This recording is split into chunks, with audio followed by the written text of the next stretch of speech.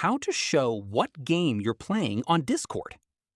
In this video, I'll show you how to show what game you're playing on Discord so it appears on your Discord profile and status. First, open Discord and click the gear icon in the bottom left corner to open user settings. In the left sidebar, scroll down to the Games and Apps section and click Activity Privacy. Make sure Share My Activities is turned on.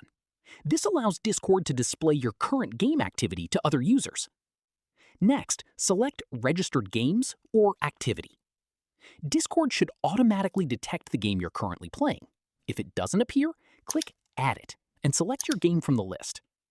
Once the game is added, make sure the Display Activity option is enabled so other people can see what you're playing.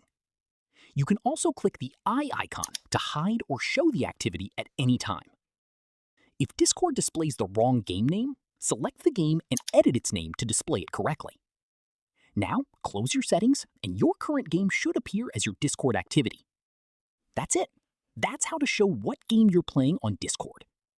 If you found this tutorial helpful, also make sure to click like, share, and subscribe for more Discord tips, activity settings, gaming tutorials, and easy tech how-to videos.